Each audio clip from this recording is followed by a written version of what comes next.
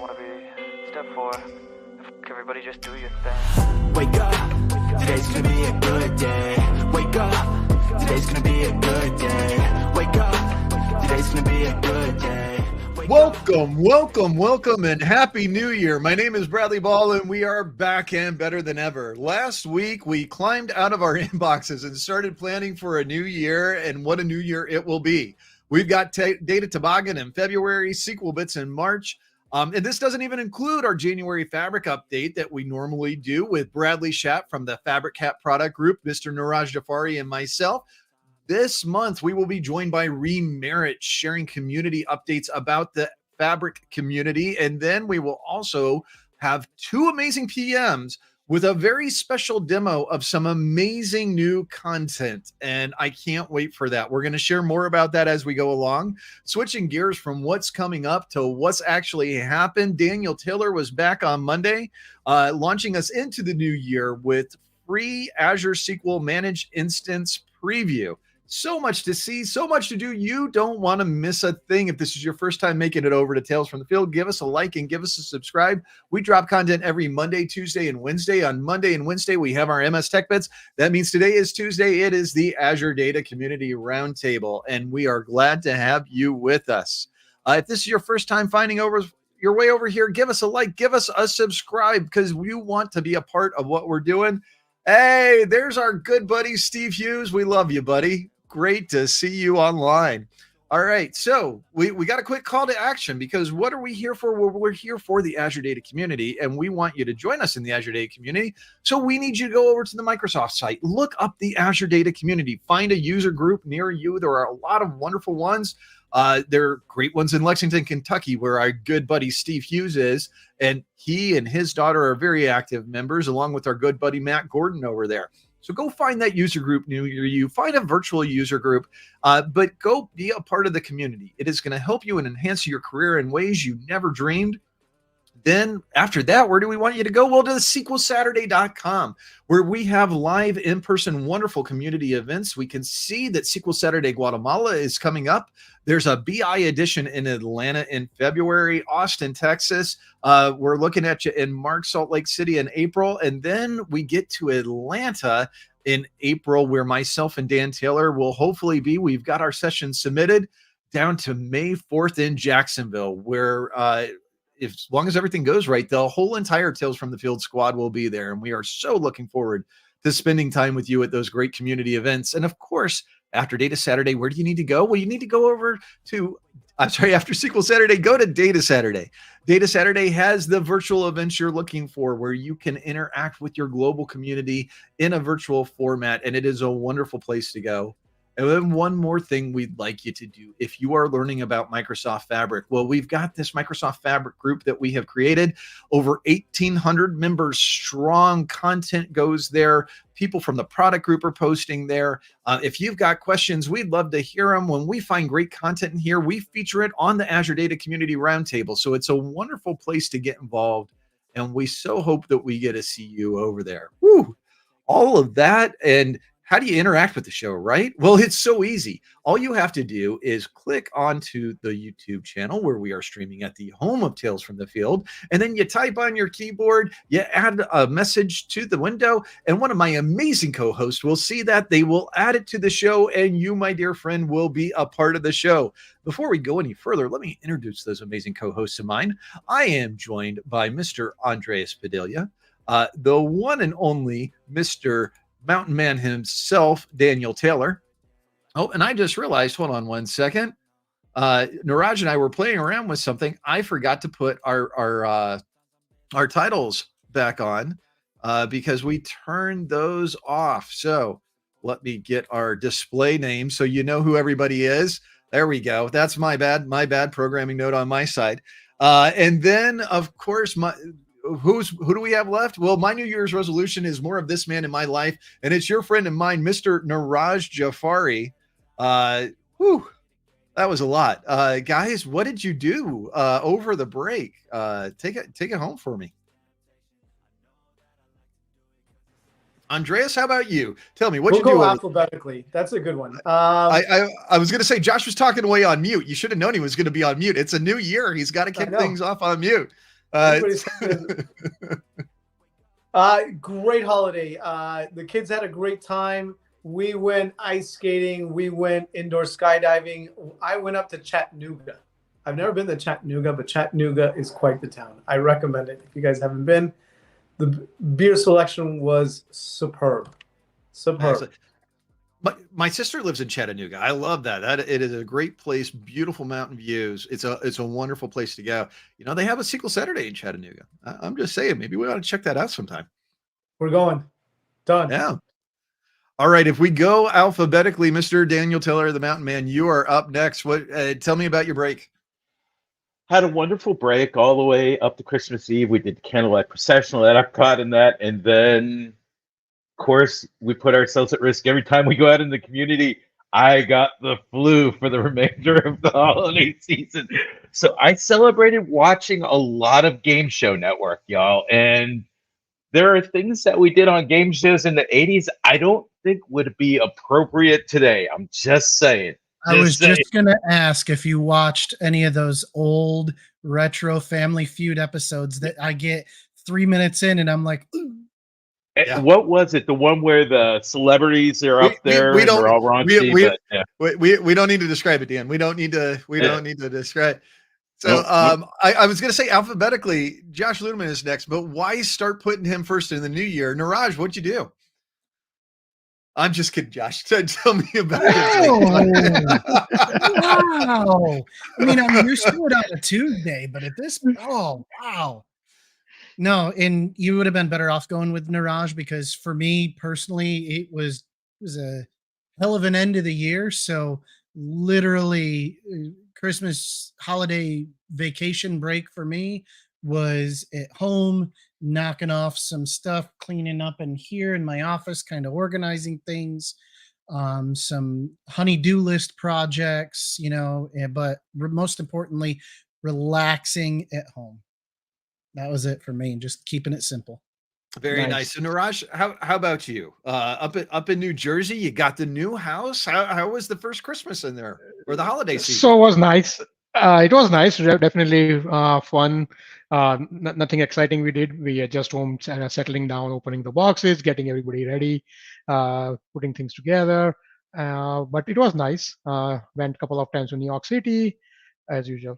But this time New York City was crazy busy. I think people just came from all over the place. So there was no parking, nothing available at all. So, but it was fun. I'm going to post a video. I know it's late, but I already did a video, but I just did not post it. So I started off being a little mean to Josh, but let me, say that I like Josh and not only that, but I had a great vacation. I kicked it off right. I started with a cruise. We went around the Caribbean and I got a couple of things. So first off, Josh, coming up next, these are going to be when we get together in person. I'm going to be giving this to you. First, I got you your Cozumel hat from Cozumel, Mexico. Next up, the next stop we took was Jamaica, and I got you your Jamaica hat. And then we stopped at our last stop at the Bahamas, and of course, I got you this super nice Bahamas hat. So Josh actually has 3 hats coming his way, courtesy of the Caribbean. So I hope we get to see some of those looks. Oh, wow. Yeah. We have new Josh look this year. Well, I was going to say now I need a coat rack on my birthday / Christmas, or not a coat rack, a hat rack. Because I'm running out of space as it is. It's, you turn around in my house and, there's another hat. I was going to say we should just go above your bookcase and put little hooks and so that way you can have like literally all your hats sitting back there and just pick the one that you want to wear. That way you've got them lined up nice and displayed. I was going to say, as it is, I got to go to 0.5 on my camera if I want to get the top of the bookcase. I've got got Mjolnir up there and the different gauntlets, but you can't even see them. Nice. Well, hey, speaking of nice surprises, I was very surprised when I saw this as our first article to be able to go to, and I shouldn't be surprised because wow, is this guy always amazing. Of course, you know who I'm talking about. Mr. Neeraj Jhaveri, Spark Configuration Simplified, Maximizing Efficiency in Microsoft Fabric Environments. So we heard about Fabric. Everybody wanted their own environment to spin up the Spark cluster, maintain the Spark cluster, and right there, it's in preview right now. But you could go is create your own Spark environment and maintain that Spark environment. How to do it? If you go to your environment, you'll see your environment preview in your environment, and then when you click on it, you can go and configure your Spark cluster with what compute powers and or whatever you need to do it, and then hit publish, and that's your own environment. The best part of this article that Rui writes down is he also gives the benefits of how to do it. Plus, he also says best practices. I mean, he makes sure that you follow the best practice. You don't make it validate to, I mean, you validate it up. You be cautious not opening it up to every environment or everybody in that, because things would start breaking apart if you do it for all the environments. So he's giving you best practice along with it. So something that everybody wanted. I mean, what customers asked us, like, how can we have our own Spark environment? Here it is in preview right now. Well, Wow. and it is. So I was going to say. does- All right, we're out of practice in the new year. Dan, go ahead. So I know I was just going to ask. That's really exciting because does that mean with this new configuration, these customers spun up Spark pools are going to spin up as quickly as the default ones would? Do we know that yet? Yes. So the custom configuration. I did pool- spin it up, and it was definitely faster. Same way as we're doing. So there's two things to keep in mind with those. So the first thing is, if you stay within the default pool size, it will still spin up incredibly fast. And part of the reason is we pre-register those default pools. If you go beyond the default pool size, which you can do, everybody has a fabric capacity, and the fabric capacity actually, as you increase fabric capacity, it increases the size of the default pool that you have access to. If you need Spark processing powers beyond those default capacities, then it takes some additional time to be able to spin up.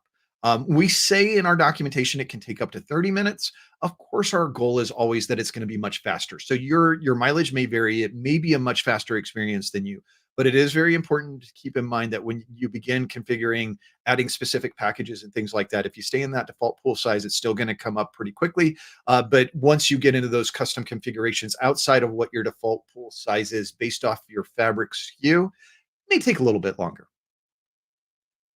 But all good stuff. I love it, Neeraj. I was going to say it's a great article, and it's really important for people to know that capability is there. Speaking of, I was looking through this blog with a customer, and I found this to be very interesting. Use caution with sysdmdb, database page allocations, and SQL Server. Now, part of the reason that this is something you want to be careful with is this is an undocumented procedure, but it takes the place of an undocumented command dbccind. This is by our good friend Aaron Bertrand.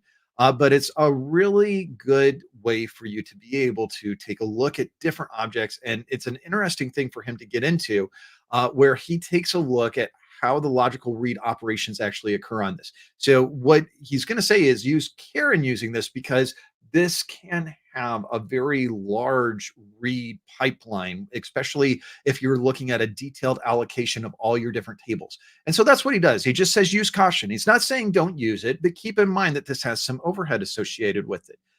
Very specifically, part of the reason that I brought this up is I was working with a customer, and they're using Azure SQL Database.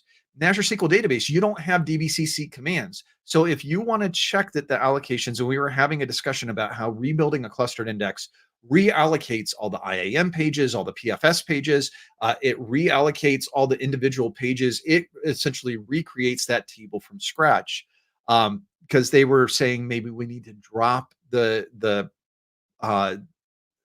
they need to drop the clustered index, rebuild the clustered index to get all new allocations. And I was like, no, as a matter of fact, you can use this to monitor it. So in Azure SQL Database and Azure SQL Manage Instance, this is the tool you would use because the dbcc ind command is not available to you. But it is important to keep in mind because the first thing they did was they kicked this off against a really massive table. And after a minute, it's not returning. And I found this and I went, yeah, if we should do a much smaller table, if we're just looking to experiment and validate this behavior, let's create a simple table with a simple clustered index, put in 10 records, do a rebuild, and you'll see we get all new allocated files. But I found that to be fascinating. It's an older blog by Aaron Bertrand, but still a great one that was introduced in SQL 2019. So good stuff that we're playing around with. Speaking of good stuff, you know it's good stuff with this man comes up. Of course, I'm talking about Mr. Daniel Taylor. Use Fabric Data Factory pipelines to orchestrate notebook-based workflows. That's a mouthful, Dan. What do we got here? It is a mouthful. Thank you, Mark Cromer. No, Mark always writes great little concise articles. And I saw a tweet by Mim out there who joined the Microsoft team. I don't know if any of you follow him on Twitter. But yeah, welcome, Mim. Yeah, welcome to the team. Welcome, a huge addition to our team. But I saw Mim go through a tweet about you should really schedule your notebooks, control the flow of data and the usage of them. And lo and behold, Mark wrote a quick article here about how to go through, execute notebooks within your Microsoft Fabric, and then also how to call there at the end a way to alert you either through email or through just writing to a log. If you had a successful condition, just write it to a log. If you had a failure condition, pass them back a 1, or in this case, I think he passed back a 0. Returning that information, send an email that our pipeline failed executing our notebook. Also, Mark covers in here retry logic, which a lot of people forget to use. It's great when you have transient type data or that you can use this retry logic, because he brings up the fact, and I'm excited, we talked about notebooks from Neeraj earlier on. He brings up the fact that sometimes our notebooks might take a little bit time to spin up, and we might get a failure. So having that retry logic in there is going to be beneficial. And he also gives an example of how to pass back here with the if condition for a fail or a success. So really great little short article. I love it. It got straight to the point. So great article by Mark. Great stuff. I absolutely love it. And speaking of things I absolutely love, I saw this entry. And it's always wonderful to see this entry from this man, especially when he says SQL and he actually says SQL, not SQL. And of course, I'm talking about my good buddy, Andrés Padilla, with using Azure Open AI to receive SQL data. Andrés, what do we got going on here, buddy? Oh, you are muted, my friend. You jinxed me, because ever since I think it was 6 months ago, you caught me saying SQL. You jinxed me, and now it's in the back of my head every single time. Regardless of that, let's see if I can bring my A game with this great post by Nikhil Segal. He's done some great work, and the posts and the videos he puts out on Microsoft Reactor are just home runs every single time. I love this one because this is a big ask from customers right now. And it is, how do I turn natural language into SQL statements and go and get structured data out of my Oracle, out of my SQL, wherever you're housing your data. This is a great building block video that showcases not only how to set up your Azure OpenAI service, how to turn your natural language into a prompt, which then gets converted to a SQL statement, how to go and get your schema from the databases. That's another step I forgot. And then he showcases how to integrate this within an application, a functional application. It's a great video. It's worth your time.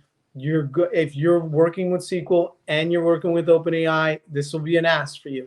Hey, convert that, make it easier for your users to just say, hey, go and query the finance table, go and query this table, create the SQL statement for it, and OpenAI will create complex SQL statements for you. So, must-have building block. Absolutely. That is fantastic stuff. And that's the thing. We are seeing more and more Azure OpenAI integrated with SQL stuff. As a matter of fact, I think there's some cool things you're working on.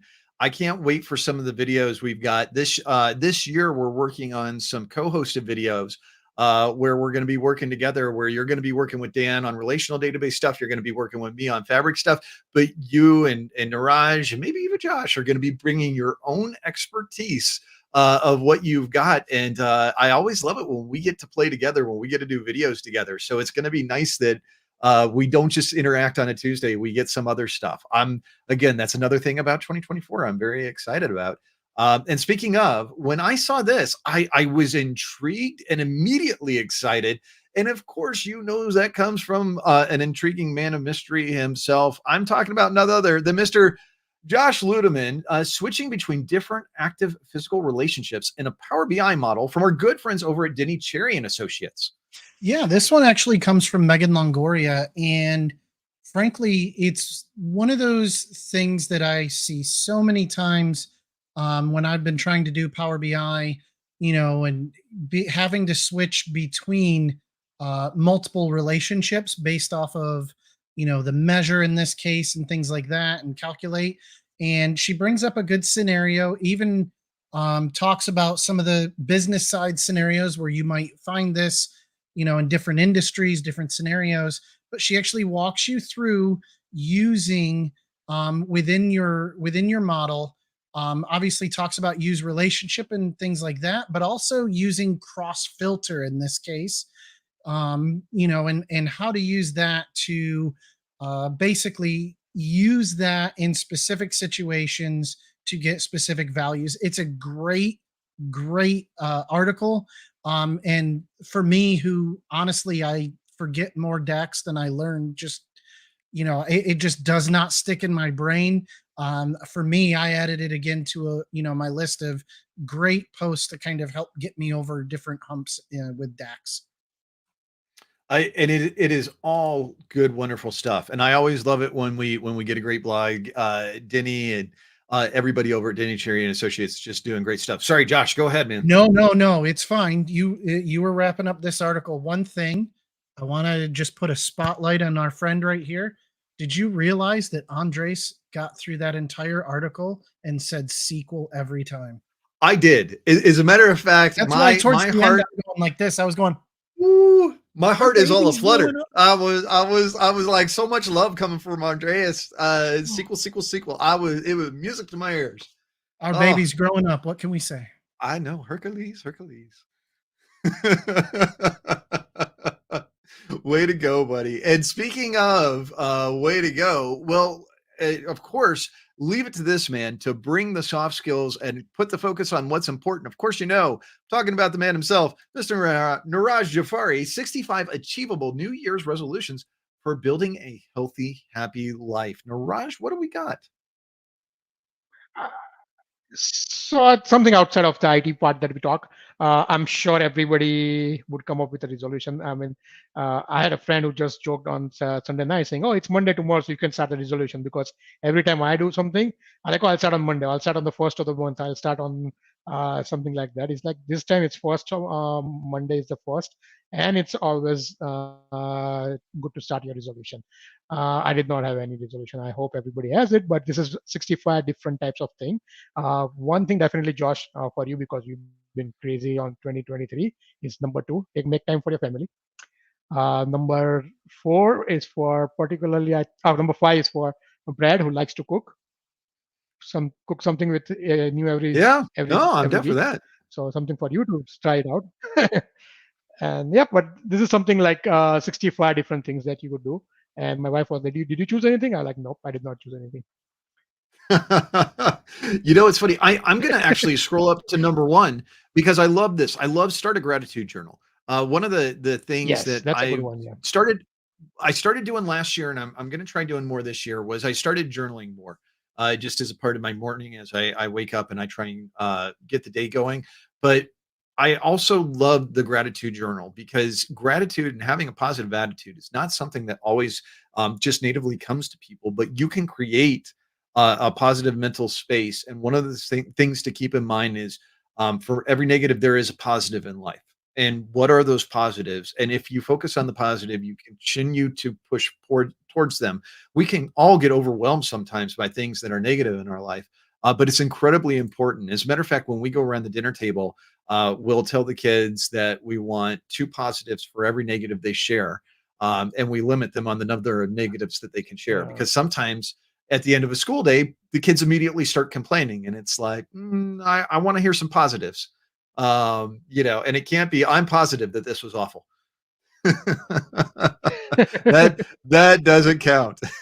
Now, I'm positive that this is great, and I absolutely loved it when I found it, because this is from Brian Bjonk, who is an MVP, specifically who blogs over at Brian's Corner in the UK. And I love this because this is fabric constraints from a lazy coder. And I was like, well, you had me at hello, but what is this about?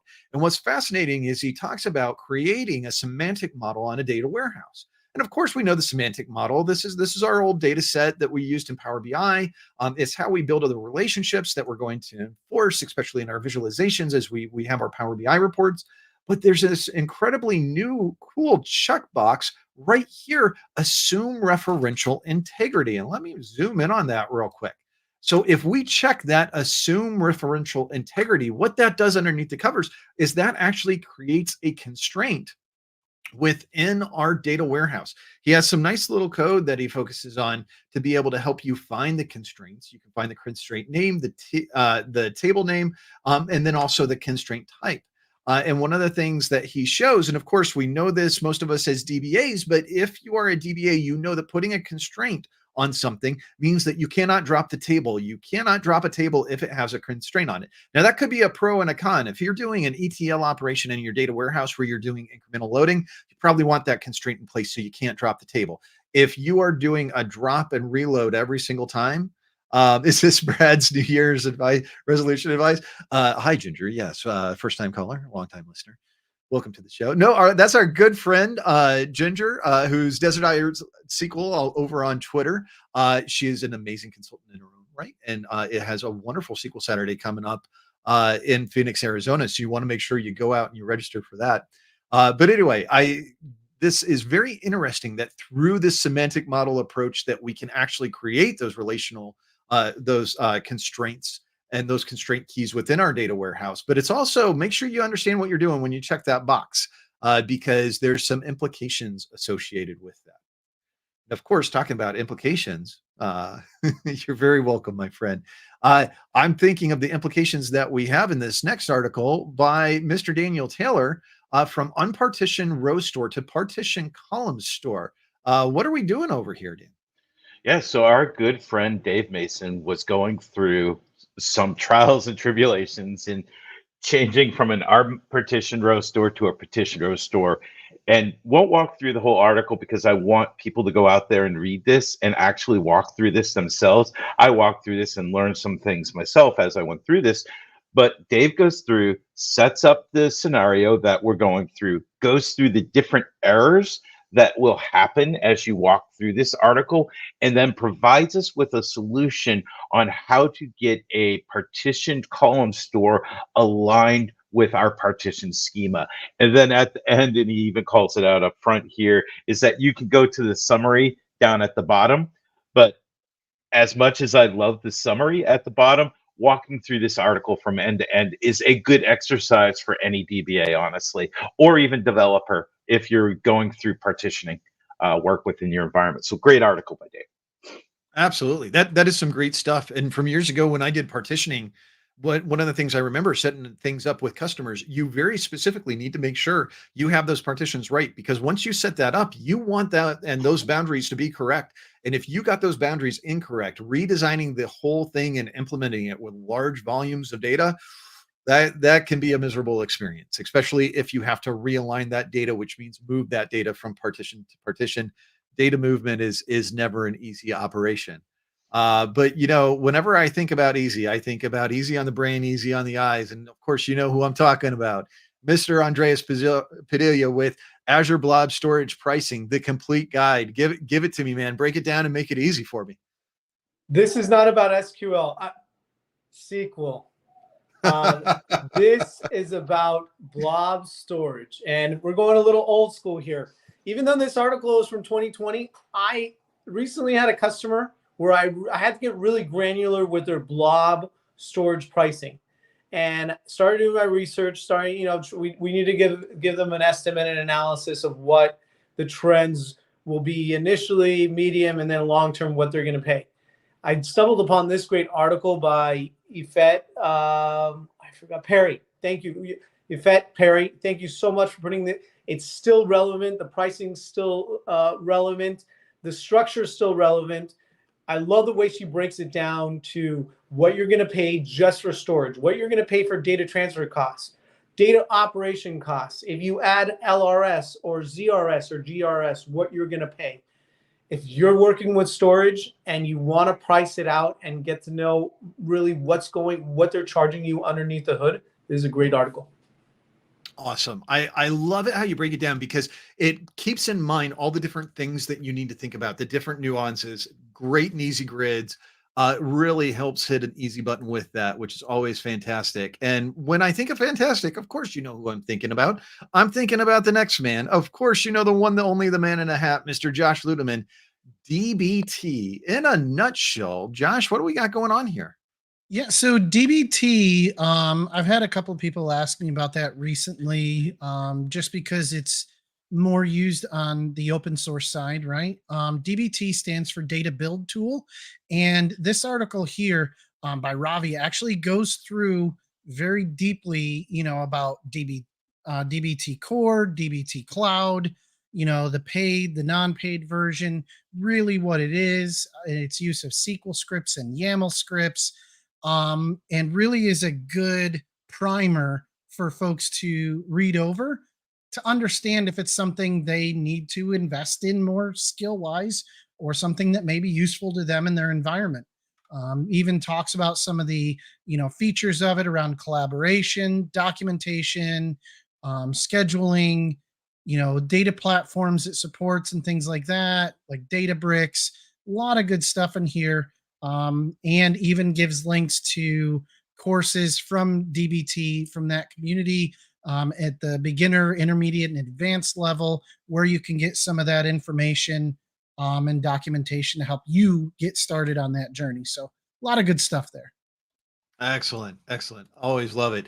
And speaking of something, so this fell into my feed, and I was so excited to read this. And I knew that the most dynamic man in sports and entertainment, of course, would have this, and that is Mr. Neeraj Jhaveri, becoming a PM at Microsoft. Organizational Alignment by Matthew Roach. So Neeraj, talk to me about this one. What do we got? So Matthew has a whole series. That's what he's going to start putting it up. The reason I brought it up, I mean, everybody's looking for a career change or they are looking for a job.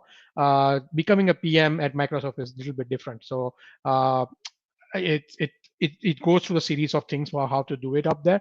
He also shows you, and in this particular link that I'm sharing right now, is showing you how to be a successful PM, how to align with your organization and executives to get the support of it. Nicely written article.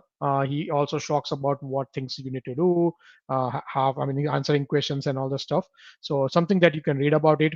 Something if you are thinking of becoming a PM at Microsoft, this would be a really good article or series. I mean, it's not just article. There's a series before this. So he started up in a new year. That would definitely give more insights of how to become a PM at Microsoft. I agree. I was going to say this is absolutely fascinating. I've never been a PM at Microsoft, right? And so certainly that's a role I've looked at over time, and I'm very, very curious about it. I'm curious for his insights, and Matthew's been doing this for quite some time. So who better to get advice and guidance on? So I'm excited.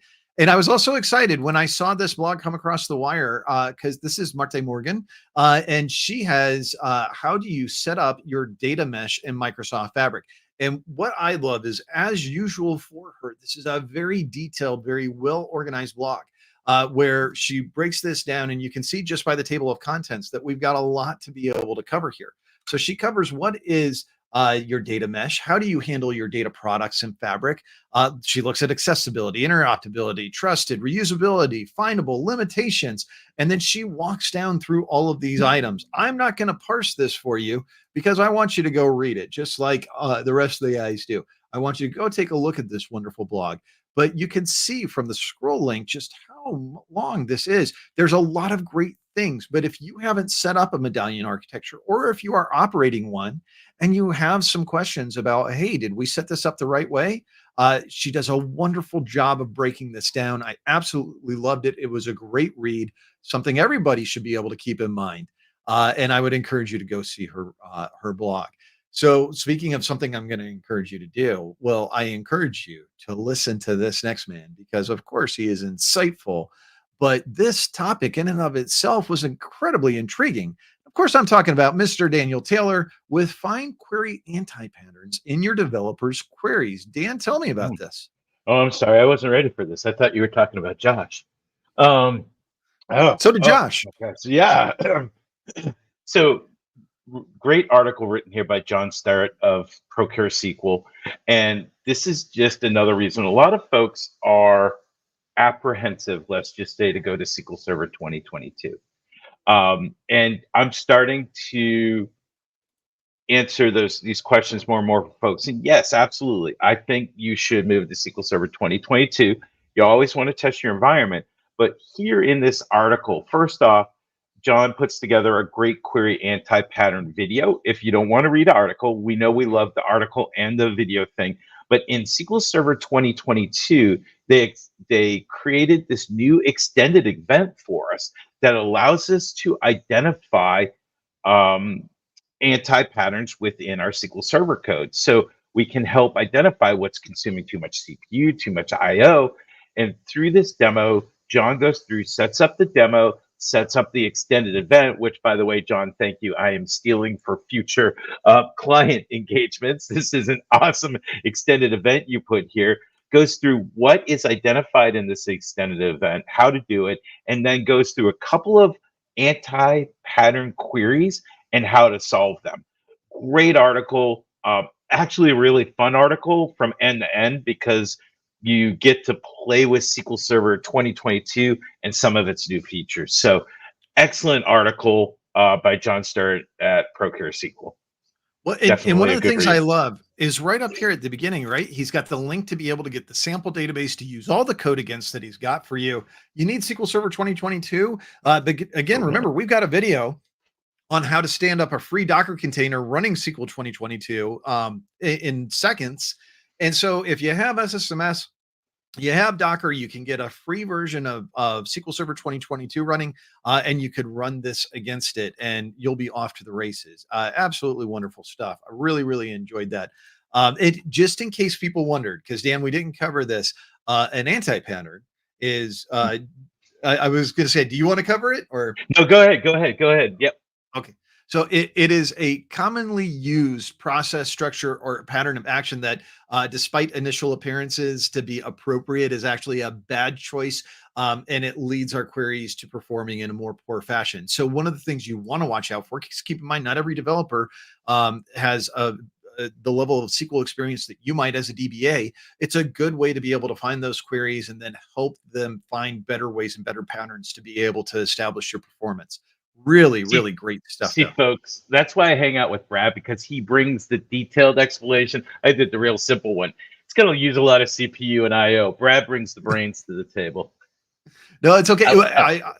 I was going to say that was all ChatGPT. No, I'm just kidding. So, of course, up next, I have the amazing Mr. Andrés Padilla revolutionizing SQL queries with Azure Open AI and the Semantic Kernel. I played a lot with the Semantic Kernel, Andreas. I was going to say you're giving me something that I want to go play around with. This seems amazing. What do we got here? First of all, anytime an article starts out with revolutionizing or revolution, I mean, come on, matrix revolutions, you can't go wrong. What Sabyasachi does for us here is he takes it a little bit further than what Nikhil did in the video that we just showcased prior to getting to this great blog post. Is he wants to take natural language processing but mesh it with Azure AI speech so that you can talk it out. You're like, hey, I'm just going to ask the microphone, hey, query this particular database, query this particular table. So what he does here is he shows you how to do the interconnections between natural language processing using speech to text, text to speech to convert that into a prompt that goes into Azure Open AI that then uses Semantic Kernel to orchestrate it all so you can then go to your database and query what you want out of it. Wow. I love it because it's a building block. Check out what Nikhil did, then go to this, what Sabyasachi did. It's a great building block. And the other thing I love about this is he gives us the bicep template for an easy deployment of the whole solution. Thank you for this. That's absolutely amazing. Yeah. Could you zoom back into that article real quick on the diagram if we had time? Yeah, absolutely. I just wanted to ask Andres a question. What is that word in the middle there? I joke. I joke. SLQ. Well, now you got his I love you, brother. dyslexia kicking in. All right. All right. Well, and of course, this brings me up to last but not least, I have the man in the hat, Mr. Josh Luedeman, with Create an Azure Open AI LangChain, ChromaDB, Chainlit, Chat App, and AKS using Terraform. Josh, tell me what we got. Well, first of all, I wanted to start off the new year by giving you going back to those titles that are so long you actually lose your breath trying to read it. Mission accomplished. New Year is kicked off in style. No, this is actually from a great colleague of ours, Paolo Salvatore, and he actually walks through something I think we've talked about a few different times, whether it be between videos, community content, about using Azure Open AI LangChain to create some kind of application, right? In this one, he walks through LangChain, ChromaDB, Chainlit, AKS, and deploys it all using Terraform, and goes through the actual full architecture here that he's laying out, and doing throughout the demo. The nice thing is not only do you have this great architecture here that he details really well in the diagram, he actually goes through below that and gives you links to all the services that he's using as part of the deployment, whether it be the Bastion to connect to AKS cluster, OpenAI, managed identity, the NAT gateway, all those different things, and also the links to the Terraform module stuff that he's using, managed Grafana, Prometheus for looking at and monitoring the cluster and the application, the whole thing. It's a really deep, really in-depth article, architecture, digging into the services. And then, of course, he gives you screenshots and all the code for what he did. It's great. Again, for me, don't always understand fully all the, different deeper AI stuff. But even if you don't, the opportunity to kind of dip your toe into the Terraform waters as far as templated infrastructure as code deployment, this is great. Wow. I absolutely love that. That is some fantastic stuff. So I was going to say, that's it for the list. All of the links are already in the description of the video. So if you're looking for any of this content, make sure just to open up the description, scroll down. We've got it broken out. It was covered in the order of operations that we covered these by host. We also have links to the social media content, as long as we could find it, for the creator of the article. So make sure that you give these great creators a nice follow and join them. And now that we're going to wrap things up, one of the things I'm going to do is we're going to talk about what's coming up. So first off, we're waiting to get some acceptances from a couple different places. But one place I can tell you we are going to be is we're going to be at SQL Bits. I'm going to be there with Mark Price, and we are going to be delivering a pre-con on how to get certified in Microsoft Fabric with the new certification that is coming out that will be launched this month. I'm incredibly excited about it. I'm actually incredibly excited to go take the certification because I want to make sure I have it in place before SQL Bits. So that way, not only are we teaching you the content that you need, but we're going to validate that this is the content that you need. Oh, thank you, Ginger. We appreciate you. Yes. Please make sure and check those out. And as a matter of fact, if you're looking at House Roundtables, all the content will always be located in the description. And sometimes you're going to find blogs from Desert Isle SQL in there, Miss Ginger Grant herself, because she is a wonderful and prolific blogger as well. If you head over to our YouTube channel, Tales from the Field, and you take a look, we do have the trailer video up for the Engineer in a Day workshop for SQL Bits featuring myself and Mark. We had a lot of fun making this, and we also have a little bit of a more serious approach where we talk about what certifications mean to us and how they actually helped our career. So we want you to check those out, but they are open for registration right now over at SQLBits.com. Space is limited, but make sure that you reserve your spot. Hopefully, we will see you at SQL Saturday Atlanta. We're hopefully going to see you at SQL Saturday Jacksonville as well. and maybe if we're all lucky, data toboggan. So we'll see. We've got our fingers crossed. There's so many wonderful things. Don't forget, there's a Fabric conference in February as well. The first Fabric Days is going to be coming as well. That's an online conference, and you'll want to make sure and check that out. Guys, is there anything I'm missing? No. The Tampa Bay SQL Server user group run by David Seiss is next week. We're getting more and more people joined. So if you're in the Tampa area, come join us. I'll be there. Buck Woody will be there. David will be there, and many other good people. So come join us if you're in the Tampa area. That sounds fantastic. Make sure and check them out in Tampa Bay. All right. Thank you so much for Josh Luedeman, Daniel Taylor, Andrés Padilla, and Neeraj Jhaveri. I'm Bradley Ball. Thank you so much for joining us on Tales from the Field. Take care and be good to one another. Bye, everybody. Wake up, today's gonna be a good day. Wake up, today's gonna be a good day. Wake up.